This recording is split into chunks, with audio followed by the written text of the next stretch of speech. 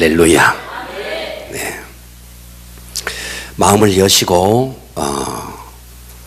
제가 어떻게 저도 불교 가정에서 5대 제사 지내는 그런 가정에서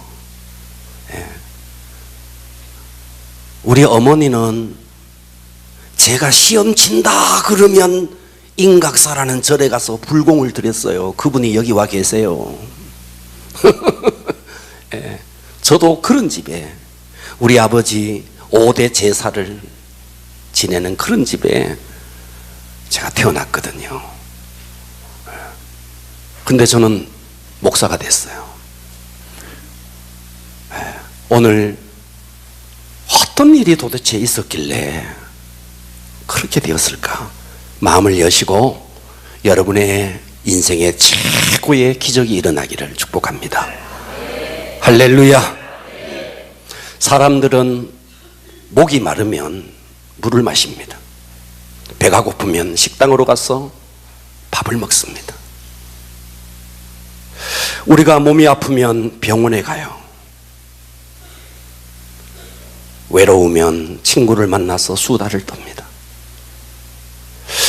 그런데 아무리 밥을 먹어도 배가 부르지 않고, 아무리 물을 마셔도 해갈이 되지 않고, 아무리 친구를 만나서 수다를 떨어도 돌아와서 나 혼자 탁 빈 공간에 들어가면 그 밀려오는 고독, 그 밀려오는 외로움, 그 공허를 어찌할 수 없습니다.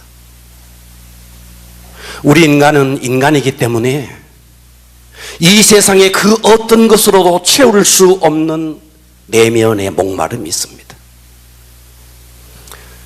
어떤 한 사람도 예외가 아닙니다. 사람들 살아가는 모습을 보면 돈에 목마르고 사랑에 목마르고 또 명예에 목마르고 권력에 목마르고, 그 모든 목마름이 왜 그러냐 하면 인간의 본연의 목마름이 우리 내면 속에 있기 때문에 그렇습니다. 자, 봄이 되었어요. 벚꽃도 피고 개나리도 피고 목련도 피고, 이렇게 봄이 되었는데 내 마음속에는 봄이 오지 않더라고요. 아직도 내 마음속에는 시린 바람이 불고, 오늘 우리들 가운데 그런 분이 계시지 않습니까? 봄이 왔지만 봄이 실감되지 않는 사람, 이 내면에 뭔가 시린 찬바람이 부는 사람. 그래서 사람들은 다 오늘 또 여러분의 겉모습은 다 좋아 보여요. 아마도 이 자리에 올 때 여러분들은 베스트로 해서 왔을 겁니다. 머리 훅가시 엮고 좋은 옷 입고, 여러분 이 자리에 이렇게 오셨어요. 그건 겉모습이에요. 그러나 모든 사람, 한 사람도 예외가 아닙니다. 그 내면 속으로 들어가면 겉으로는 품위가 있고 프라이드가 있고, 하지만 우리가 정직하게 자신의 내면으로 들어가 보면 깊은 탄식, 연약함, 상처, 자기만이 앓고 있는 깊은 아픔들이 있습니다. 제가 좀 오래전에 이런 한 남자를 만난 적이 있습니다. 50대 중년의 남자. 그분은 키가 컸어요. 인물도 정말 좋았어요. 목소리도 얼마나 크고 언변도 좋은지 어디를 가든지 그 자중에 모든 사람들의 관심을 받을 만큼 그런 사람이었어요. 성격도 참 좋았어요. 겉으로 보면 이 사람은 완벽하게 행복한 그런 남자였습니다. 그런데 어느 날 이분이 저에게 속마음을 털어놓은 어느 날 밤이 있었어요. 저는 그날 이런 사람에게도 이런 일이 있구나. 이분은 50대 중반의 중년의 남자, 아들 하나에 딸 셋, 너무너무 행복한 가정이었어요. 그런데 그 딸 셋 중에서 둘째 딸이 공부를 가장 잘하고 이 둘째 딸이 가장 얼굴도 예쁘고, 그래서 이 아빠의 마음이 둘째 딸에게 그렇게 그렇게 많이 갔대요. 그런데 이 둘째 딸이 19살 되어 고3이 되었는데 대학 시험에 실패를 하고 어느 날 갑자기 이 아이가 사라져 버렸어요. 백방으로 찾아봤어요. 경찰에 신고하고, 그리고 거리마다 현수막을 내걸고, 수많은 사람들에게 전단을 뿌리고, 이런 아이 사진을 찍어서 이런 아이 찾으면 보상을 하겠다고. 그런데 아무리 기다려도, 경찰에 신고를 해도 이 아이의 소식이 없었어요. 몇 달 후에 경찰로부터 연락이 왔어요. 아이를 찾았다고. 그래서 그 아이가 있다는 곳으로 가보았더니 거기가 어디였느냐 하면 강원도 명주군 어느 깊은 산 속에 이 아이가 사체로 발견된 거예요. 비가 오고 눈이 오고 사체는 이미 훼손이 되고 몇 달 동안 그 산 속에서 그렇게 있는 그 아이를 안고 자기 집으로 눈물을 적시면서 돌아온 이야기를 이 목사님이 제게 했어요. 저는 그날 한 사람의 중년 남자의 눈에서 이만큼의 눈물이 있을 수 있나? 겉모습을 보아서는 그 누가 그런 아픔이 있고 어떻게 그 내면 속에 그렇게 슬픔의 골짜기가 그렇게 큰지 감히 상상할 수 없을 만큼 이것이 그 사람의 문제겠습니까? 이 땅에 살아가는 모든 사람들은 겉모습은 다 괜찮아 보이지만 그 내면 속으로 들어가면 아픔과 상처, 청춘은 청춘대로, 노인은 노인대로, 어쩌면 아이들조차도 많은 아픔들이 있습니다. 사람들은 그 상처를 보상받기 위해서 뭔가에 몰두합니다. 사람들이 왜 참 돈을 벌려고 몰두하는가? 물론 돈에는 위력이 있어요. 돈이 있어야 차를 사고, 돈이 있어야 집을 사고, 돈이 있으면 말이죠, 여우 같은 여자들이 줄줄줄줄 따릅니다. 돈은 굉장한 능력이 있어요. 그러나 그것만이 다가 아니더라고요. 사람들이 왜 돈에 그토록 목말라나? 여러분들 보세요. 만나면 하는 이야기가 뭐예요? 돈 이야기예요. 친구들끼리 만나면 누가 얼마나 많은 돈을 벌었더라, 어떤 집을 샀더라, 다 그런 이야기예요. 사람들은 그토록 돈에 목말라 합니다. 왜 그럴까요? 사실은 돈에 목마른 게 아니에요. 돈은 대체된 거예요. 왜 그러냐? 이유가 있습니다. 여러분 한번 보십시오. 돈이라는 것은 굉장한 위력이 있지만 돈이 길을 못 쓰는 데가 있습니다. 제 친구 중에 한 친구는 아주 구두쇠가 있어요. 얼마나 구두쇠인지 누구를 만나도 돈을 안 써요. 밥 먹을 때만 되면 가서 신발끈을 매요. 돈 안 써요. 돈 안 써요. 그런데 이 친구가 어느 날 이쁜 아가씨를 만나니까요, 호주머니가 막 술술 풀리대. 돈이 그냥 술술 나가대. 사랑은, 돈이라는 것은요, 사랑을 만나면요 맥을 못 춥니다. 또 하나, 돈이라는 것은요 죽음을 만나면 맥을 못 춥니다. 여러분 한번 생각해 보세요. 여러분의 가정에 여러분의 남편, 여러분의 자녀가 여러분이 재산을 벌어서 10억을 갖고 있다. 그런데 여러분의 자녀가 병에 걸려서 사고로 죽어가고 있다. 10억을 들여서 여러분의 자녀를 살리겠습니까? 아니면 10억이 아까워서 죽어가는 아이를 방치하겠습니까? 여러분 자신을 보십시오. 여러분의 수중에 1억이 있다. 강도를 만나서 1억을 내라. 그러면 죽이지 않겠다. 1억이 아까워서 죽고 말겠습니까? 1억을 주고 살겠습니까? 생각을 한번 해보십시오.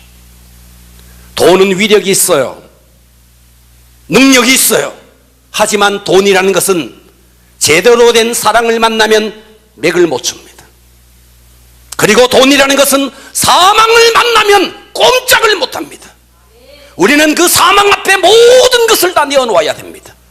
내가 그토록 평생을 벌어서 가진 돈도 사랑 앞에는 줄줄줄줄 호주머니가 풀리고 죽음 앞에는 돈이라는 것은 맥을 못 추는 거예요. 그런데 여러분 아십니까? 이 사랑의 근원이 뭔지 아십니까? 성경은 이렇게 말했어요. 요한일서 4장 8절에 하나님은 사랑이시라. 하나님은 사랑이시라. 이 사랑의 근원이 누구냐는 거예요. 하나님이라는 거예요. 생명, 죽음의 반대가 생명이에요. 생명의 근원이 누구냐는 거예요. 생명의 근원이 하나님이라는 거예요. 그러니까 사람들은 사랑의 근원인 하나님을 만나지 못했고 생명의 근원인 하나님을 만나지 못하니까 그 대체 용품으로 물질의 명예의 권력에 자신의 인생을 던지는 것입니다. 그래서 우리가 정말 사랑의 근원인 하나님을 만나고 생명의 근원인 하나님을 만나버리면 돈이라는 것은 그 하나님 앞에서 아무것도 아닌 것이 되는 것입니다. 인간은 마음이 있어서 사랑을 그리워하고 인간은 영이 있어서 생명을 그리워합니다. 그 생명의 근원이 누구냐니까 하나님이라는 거예요. 오늘 사람들이 다 물질의 인생을 던지는 이유, 길을 몰라서 그런 거예요.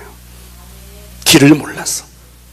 그것이 물질에 대한 집착으로, 지식에 대한 집착으로, 명예에 대한 집착으로 대체되어서 나타났을 뿐이에요. 저도 과거에 누구 못지않게 돈 벌고 싶었던 사람이었어요. 그런데 어느 날 하나님을 만나버렸어요. 저의 20대 때 하나님을 만나버렸어요. 하나님을 만나고 나니까 돈이라는 것이, 명예라는 것이, 권세라는 것이 그렇게 힘들게 들어갔던 직장조차도 그 하나님 앞에 아무것도 아닌 것이 되더라고요. 오늘 특별히 이 자리에 처음 오신 여러분 있을 겁니다. 여러분, 한 사람이 이 자리에 왔다는 것은 한 사람이 온 게 아니에요. 그 사람의 과거가 온 것이고 그 사람의 현재가 온 것이고 그 사람의 미래가 온 거예요. 한 사람이 왔다는 것은 한 사람의 인생이 온 것입니다. 정말 소중한 것입니다. 만일 우리 가운데 지금 나는 종교가 없는데 이 자리에 왔다 참 부담스러울 수 있어요. 또 우리들 가운데 나는 어떤 다른 종교를 갖고 있는데 이 자리에 왔다 더 부담스러울 수 있어요. 그리고 그분들 가운데는 이런 생각이 있을 수 있어요. 내가 믿던 신이 나에게 벌 주는 거 아니가? 가정에 종교가 두 개면 뭔가 지향이 일어난다 그러던데. 여러분, 걱정 안 하셔도 됩니다. 왜냐? 제가 그랬거든요. 저는 불교 가정, 유교 가정, 4월 초파님의 목욕 제기하고 절간에 다녔던 우리 어머니, 5대째 제사를 지냈던 우리 아버지, 저는 어린 시절 누구 제사인지도 모르고 깨우면 일어나서 절하고 제사밥 먹고 잤던 그런 자였거든요. 그랬던 저는 우리 어머니 손을 잡고 인각사라는 절에 갔어요. 우리 어머니가 그 절간에 있는 부처님에게 3,000배를 하는 엉덩이 쳐다보고 뒷전에 있었어요. 제 나이 9살 때, 그때 저는 9살짜리 소년이 대웅전에 누워서 부처님께 절하는 우리 어머니를 보면서 이런 생각을 했어요. 저 부처님이 내 고민을 할까? 저 부처님이 내 고민을 할까? 9살짜리가 뭐가 고민이 있다고 저는 그 생각했어요. 그리고 저는 내가 나이가 들었어, 종교를 선택한다면 나는 반드시 기독교를 선택할 거야. 저는 절간에서 그 생각을 했던 사람이에요. 그러니까 아무 걱정하지 마시고 오늘 마음의 문을 여시고 은혜 받기를 바랍니다.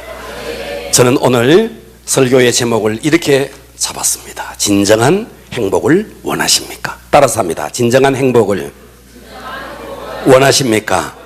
여러분, 진정한 행복을 원하세요? 정말 진정한 행복을 원하세요? 그렇다면 오늘 여러분 마음을 조금만 여시고, 오늘 저 양반이 도대체 무슨 소리 하나, 무슨 소리 하나 한번 들어보십시오. 할렐루야. 여러분이 정말 진정한 행복을 원한다면 오늘 이 말씀이 여러분의 인생을 바꾸는, 운명을 바꾸는 그런 역사가 일어날 것입니다.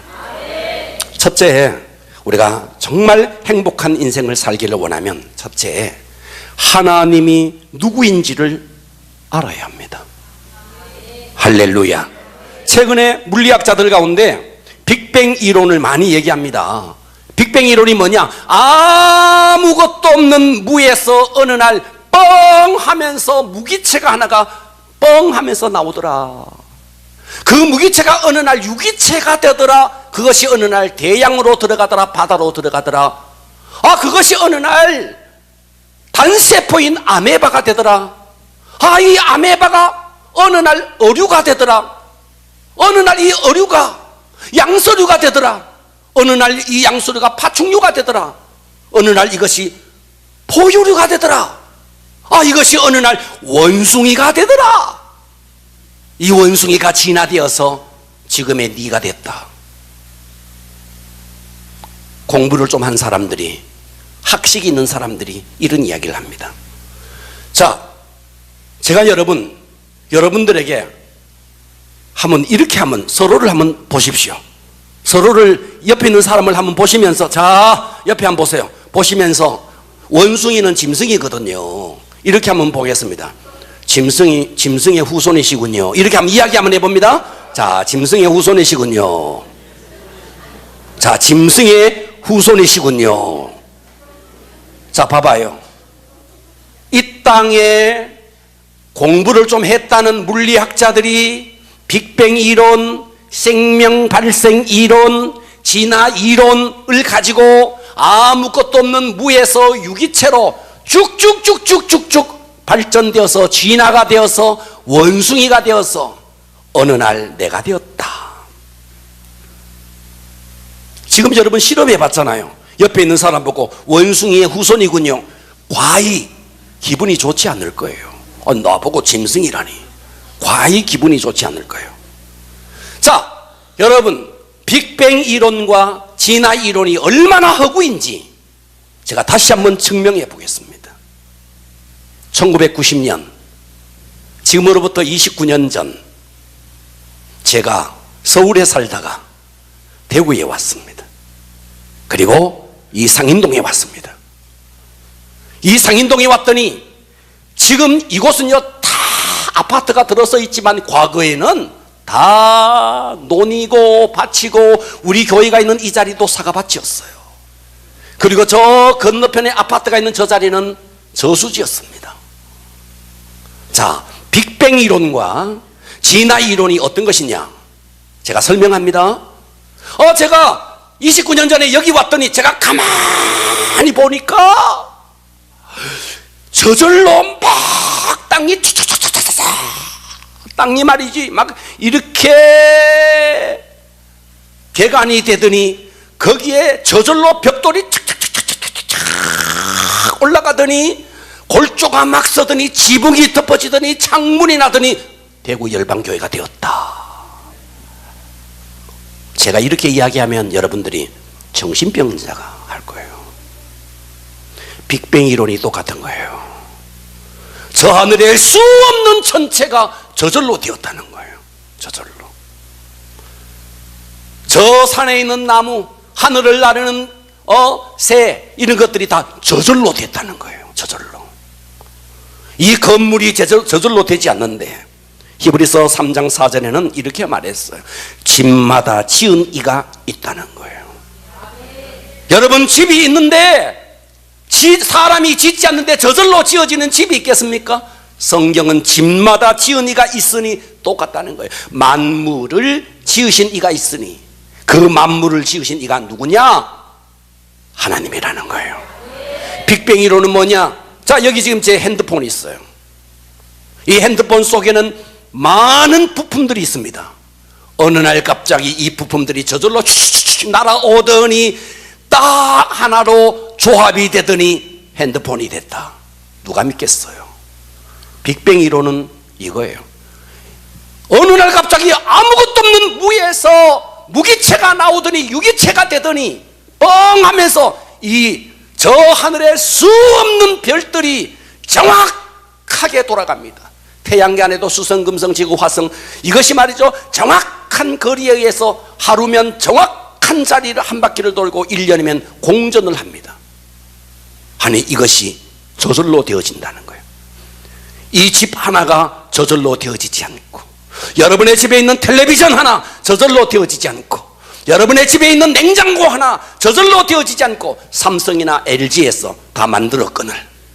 그런데 이 모든 것을 만든 사람이 있는데, 그렇다면 그 모든 것을 만든 이 사람은 누가 만들었느냐는 거예요. 이 사람 속에 있는 지식, 이 사람 속에 있는 감정, 여러분 여자들이 얼마나 감정이 복잡 미묘해요. 예? 그것이 어느 날 갑자기 아무것도 없는 무에서 뻥 하고 나가서 돌덩어리 하나가 이렇게 변화돼서 내가 됐다, 이걸 믿으라는 거예요. 이거를. 저는 그래서 저의 20대 때 이거는 아니구나, 저는 결론을 내렸어요. 이것은 아니구나. 그래서 빅뱅 이론이나 진화 이론을 믿는 믿음은 굉장히 큰 믿음입니다. 하나님이 이 천지를 창조했다라고 믿는 믿음보다가도 엄청난 믿음이 들어가는 것이, 그것이 빅뱅 이론을 믿는 믿음이에요. 할렐루야. 하나님은 태초에 천지를 창조하셨습니다. 그래서 이 빅뱅 이론, 진화 이론은요, 무질서에서 질서로 여러분 집에 이사 가보세요. 집에 이사 가면요, 5년을 살고 10년을 살면요, 벽지가 낡아지고 선반이 떨어지고 말이죠, 계속해서 낡아지면 낡아지지 더 새로워지지 않습니다. 그런데 아메바 같은 미생물에서 점점 발달되어서 지금의 인류가 되었다, 인간이 되었다, 이것은 허구인 것입니다. 커피를 100도씨의 커피를 끓여서 그것을 가만히 두면 100도에서 105도, 110도, 200도가 올라가는 것이 아니라 100도에서 저절로 계속해서 식어집니다. 이 땅의 모든 물질은 소멸되어 가고 있습니다. 그런데 아메바와 같은 그 미생물이 점점 발달되어서 원숭이가 되었다가 지금의 내가 되었다, 이것을 믿으라는 거예요. 근데 성경은 그렇게 말하지 않는 것입니다. 할렐루야. 여러분, 이 지구의 설계의 원리를 보더라도요, 자, 이 종이 한 장, 이게 주보예요. 자, 이것을 그냥 두면요, 떨어집니다. 왜 떨어지느냐? 지구에 중력이 있으니까, 지구가 당기는 힘이 있으니까 떨어지는 거예요. 이 중력에 의해서 뭐가 형성되느냐? 대기권이 형성됩니다.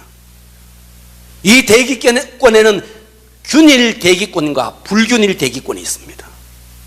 균일 대기권은 뭐냐? 수소, 산소, 이것이 골고루, 수소 78%, 산소 21%, 그리고 나머지 1%가 있어야 사람이 살 수 있는 거예요. 그런데 이 대기권이 유지되려면 지금의 이 지구의 크기여야만이 가능한 거예요. 수성은 이 지구보다 훨씬 작습니다. 그러니까 이 대기권이 없어요. 사람이 살 수 없어요. 목성 같은 곳은요, 이 지구보다 훨씬 커요. 대기권이 형성될 수 없어요. 미국 나사 항공사에서 500억이 아닙니다, 500조를 들여서 화성에, 목성에 물이 있는 흔적이 있었나, 그거를 발견하려고 500조를 들여서 아폴로를 띄웁니다. 그런데 그 항공사에서 수성, 화성, 목성을 그 천문학적인 돈을 들여서 찾아봤지만 물의 흔적이 없어요. 이 우주상에 물이 있는 곳은 딱 지구밖에 없는 거예요. 우리 인간이 살 수 있는. 여러분, 겨울이 되면 물이 막 얼어서 우린 거기서 스케이팅을 타요. 스케이팅을 해요. 그런데 신기하죠. 이듬해 되면 물이 콩콩 얼었는데 고기는 여전히 살아있어요. 왜 그럴까요? 물이라는 것은 말이죠, 섭씨 4도씨가 밀도가 가장 커서 무게가 가장 많이 나가요. 그래서 무거운 물이 밑으로 가라앉아요. 가벼운 물이 위로 올라와요. 그래서 물 표면은 다 얼더라도 물의 저 밑에는 섭씨, 아무리 추운 겨울이라도 섭씨 4도씨가 되는 거예요. 고기들은 거기서 얼마든지 생명을 유지하는 거예요. 여러분, 이 땅의 이 모든 원리가, 여러분, 저 미국의 오바마, 미국의 지금의 대통령 트럼프가 이 모든 것을 하고 있죠? 여러분 생각에? 아니에요. 누가 있어 이 모든 전체를 운행하고 있단 말입니까? 하나님이 없으면 설명이 되지 않는 것을. 할렐루야. 그래서 저와 여러분은요, 정말 나의 본존재, 이 우주의 본질. 그래서 지금으로부터 3000년 전에 살았던 다윗은 이런 이야기를 했어요. 시편 19편 1절에 보면 하늘이 하나님의 영광을 선포하고 있다는 거예요. 저 하늘이 하나님의 영광을 선포하고 있다는 거예요. 하나님 살아계신다. 하늘이 하나님의 영광을 선포하고, 궁창이, 저 별들이 있는 저 궁창이 그의 손으로, 하나님의 손으로 하신 일을 나타내고 있다는 거예요. 할렐루야. 그래서 이 모든 천체를 창조하신 분이 누구냐? 그분이 하나님이라는 거예요. 성경에서 그 하나님은 출애굽기 3장 14절에 나는 스스로 있는 자니라. 하나님은 스스로, 이 땅에 스스로 있는 존재는 아무도 없어요. 이 휴대폰 하나 스스로 존재하지 않습니다. 그런데 하나님은 스스로 있는 분이다. 그러면서 그 하나님이 창세기 1장 1절에 이렇게 말했어요. 태초에 하나님이 천지를 창조하시니라. 태초에 하나님이 계시다는 거예요. 그러니까 무신론, 무효, 하나님이 살아계시다는 거예요. 그러면서 두 번째 말은 하나님이 천지를 창조했다는 거예요. 하나님은 창조자, 그리고 하늘과 땅은 창조물이라는 거예요. 그렇기 때문에 창조주가 있고 창조물이 있고, 그래서 모든 것이 다 신이라는 범신론, 이것도 무효라는 거예요. 온 우주를 창조하셨기 때문에 하나님만이 유일한 분이다. 그렇기 때문에 우리는 빅뱅 이론 무효라는 거예요. 진화론 무효라는 거예요. 그런데 하나님은 새는 새의 모양대로, 종류대로, 모든 짐승들은 종류대로. 그런데 우리 인간은 어떻게 창조했느냐? 하나님의 형상의 모양 따라 하나님이 우리를 지었다는 것입니다. 그래서 나라는 존재, 이 우주의 근원과 나라는 근원을 우리는 이것을 모르니까 우리는 헛된 것에 평생을 헛발질하는 것입니다. 여러분, 정말 행복하기를 원하면 나의 근원을 아셔야 됩니다. 두 번째, 우리가 진정으로 행복하기를 원한다면 나라는 자가 어떤 존재인가? 여러분, 나가 누군지를 한번 보십시오.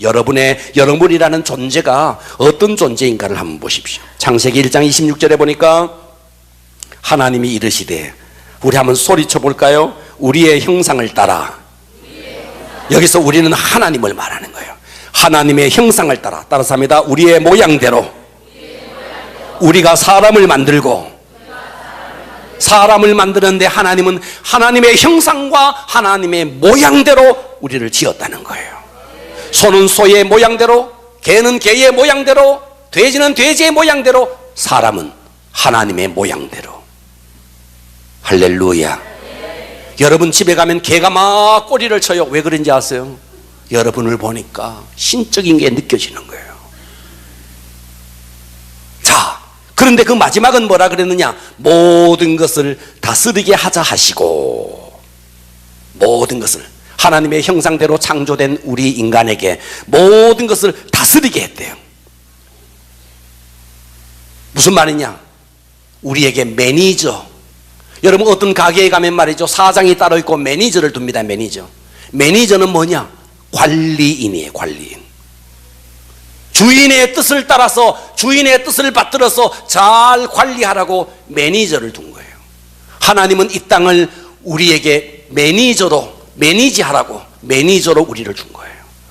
그러니까 우리는 하나님의 뜻대로 이 땅을 잘 다스려야 돼. 하늘도 다스리고 땅도 다스리고 이런 광범위한 역사와 이런 걸 접어두고라도 여러분의 인생과 여러분의 가정을 다스려야 돼요. 그러면 보십시다. 여러분은 여러분의 가정을 잘 다스리고 있습니까? 여러분은 여러분의 자녀를 잘 다스리고 있습니까? 마음대로 다스려지던가요? 예. 여러분 스스로를 한번 돌아보십시오. 예. 나는 평화를 원하는데 훨씬 더 혼란이 많고, 나는 정의를 원하는데 훨씬 더 불의가 많고, 나는 덕스럽게 살고 싶은데 훨씬 더 그렇지 못한 것이 더 많은 것이 사실입니다. 왜 그럴까? 나는 내 자녀를 잘 다스리고 싶은데 내 자녀는 엇길로 나가요. 나는 우리 가정을 행복하게 꾸려나가고 싶은데 내 마음대로 내 뜻대로 되지 않아요. 왜 그럴까요? 거기에는 죄가 있어서 그런 것입니다. 이 죄라는 것이 모든 것을 무너뜨리는 것입니다. 여러분, 우리 인생은요 3단계의 인생이 있습니다. 어머니 뱃속에서 약 10개월 동안의 인생이 있어요. 태어나서 이 땅에서 80년, 90년의 인생이 있어요. 그리고 이 땅에서의 목숨이 딱 끝나면 끝인 줄 알았는데 아니에요. 엄마 뱃속에서 태어나면 그것이 끝인 줄 알았는데 이와 같은 세계가 있듯이 이 땅에서의 세계가 딱 끝나는 순간에 새로운 어마어마한 세계가 열리니 그때는 딱 두 갈래 길이 열립니다. 그 두 갈래 길은 뭐냐? 첫째는 이 땅에서 죄의 문제를 해결한 사람이 가는 곳과, 두 번째는 죄의 문제를 해결하지 못하는 사람이 가는 곳, 딱 두 갈래 길이에요.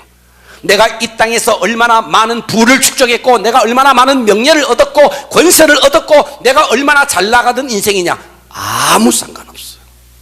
나의 죄의 문제가 해결되었느냐, 나의 죄의 문제가 해결되지 않았느냐, 여기에 따라서 인생이 완전히 갈라지는 것입니다. 원래 100세가 된 김형석 교수라는 분이 계시는데 안병욱 교수님과 함께 친구로서 이 땅에 지성을 이끌었던 분입니다. 이분이 작년에 책 한 권을 썼어요. 왜 우리에게 기독교가 필요한가? 이 책에 보니까요 한 챕터에 한국의 불교계의 거장인 효봉 스님에 대한 이야기를 했더라고요. 이 효봉 스님이 원래 어떤 분이냐 하니까 판사님이었어요. 그런데 일제강점기에 판사로서 재판을 했는데 어느 날 이 사람이 잘못 재판을 내려서 사형 언도를 받지 말아야 될 사람을 이 사람이 사형 언도를 내려버린 거예요. 그때 당시로서는 이것이 정확한 판결이라 해서 사형 언도를 내렸는데 시간이 지나가서 다시 서류를 검토해 보는 가운데 이 사람은 사형 언도를 받을 사람이 아니었던 거예요. 그런데 이분은 이미 사형 집행이 되어버렸어요. 자기의 잘못된 판결에 의해서, 잘못된 재판에 의해서 이 사람이 사형을 당한 거예요. 그래서 죽은 그 사람에 대해서 속죄하는 마음으로 판사의 옷, 법복을 벗고 스님이 됐어요. 효봉 스님이 됐어요. 그 책에 이렇게 적어놨습니다.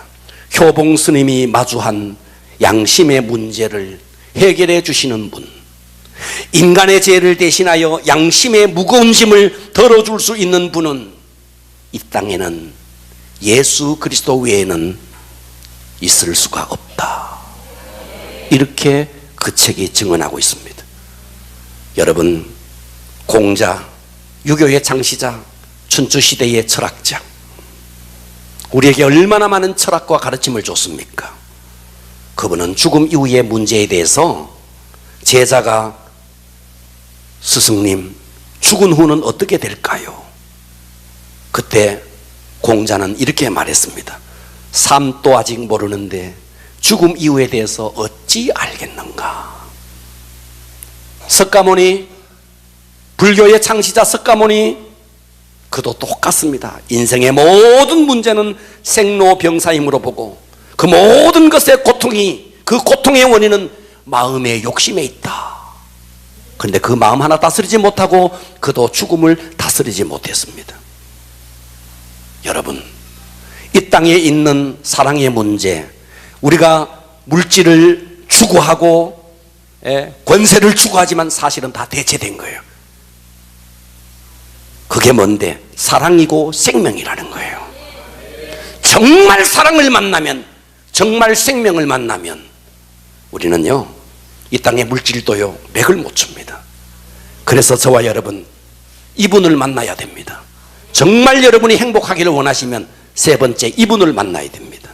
세 번째, 우리가 정말 필요한 분은요, 그래서 예수 그리스도를 만나야 하는 것입니다. 할렐루야. 내가 지금까지 살아오면서 지었던 모든 죄, 이 죄만 해결되면 사후의 세계가 완전히 달라지는데 나로서는 이 죄의 문제를 해결할 길이 없어요.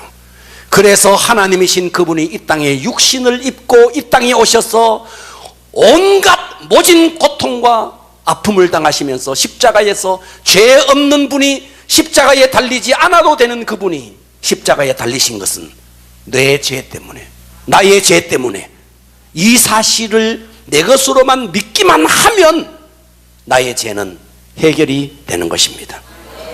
할렐루야.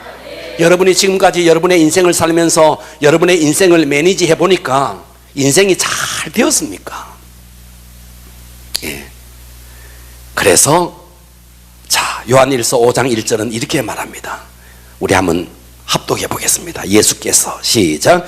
예수께서 그리스도이심을 믿는 자마다 하나님께로부터 난 자니. 예수께서 그리스도이심을, 예수님이 나의 죄를 십자가에 못 박으시고 나를 구속해 주시는, 구원해 주시는 그리스도이심을 믿는 자마다 하나님께로부터 난 자니. 12절, 5장 12절에 보면 그 아들, 그 예수 그리스도라는 하나님의 아들이 있는 자에게는 생명이 있고 하나님의 아들이 없는 자에게는 생명이 없다는 거예요. 예수가 심령에 있으면 생명이 있고 예수가 없으면 생명이 없다는 거예요. 요한일서 5장 13절은 이렇게 말합니다. 내가 하나님의 아들의 이름을 믿는 너희에게 이것을 쓰는 것은 너희로 하여금 너희에게 영생이 있음을 알게 하려 함이라. 여러분, 내 인생 내가 마음대로 살면 그게 방황입니다. 그게 절망입니다. 그 모든 인생을 주님께 탁 맡기면 주님이 그때부터 내 인생을 드라이브하기 시작합니다.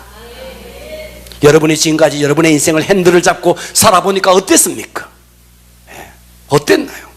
여러분의 인생을 60평생, 70평생, 50평생 여러분의 인생을 지금까지 운전을 해보니까 여러분의 인생이 어땠나요? 눈물이 있고 절망이 있고 어둠이 있고 그랬지 않습니까? 그 운전대를 주님 앞에 내어드리라는 거예요. 할렐루야. 제가 며칠 전에 어떤 유튜브를 봤어요. 군대에서 말이죠, 군대에도 목사님이 계세요. 그분을 가지고 군목이라 그래요. 군목. 그런데 절에서 승려로서 있는 분을 군법사라 그런데, 군법사. 아, 그런데 군대에 있을 때 승려로서, 스님으로서 군법사를 했던 분이 군대에서 중위로 제대를 하고 나와서 서울대 법대에 들어가서 법학 박사가 되고, 그리고 이분이 가만히 생각해 보니까 자기가 스님이고 절에 있으면서 그렇게 불공을 들였는데 이 마음속에 고독과 외로움이 끊이지 않았다는 거예요. 그분이 어느 날 개종했어요. 그분이 어느 날 예수 그리스도를 영접했어요. 그리고 울산으로 내려가서 울산대 교수를 해요. 이정훈 교수라고. 지금 또 여러분 유튜브에 들어가서 이정훈 치면 머리 빡빡 깎은 교수님 한 분이 나와요. 그분이 과거에는 스님이었어요. 그런데 그분이 개종을 했어요. 예. 여러분, 부모 잃은 아이는요, 부모를 만나야 행복합니다. 하나님을 떠난 인간은 하나님을 만나야 행복합니다. 우리의 모든 갈급함은 예수 그리스도를 통해서 하나님을 만날 때 모든 목마름은 해갈되고 여러분의 인생의 모든 문제는 해결되는 것입니다. 오늘 이 예수 그리스도를 여러분의 인생의 주인으로 모셔드리기를 축복합니다. 기도하겠습니다.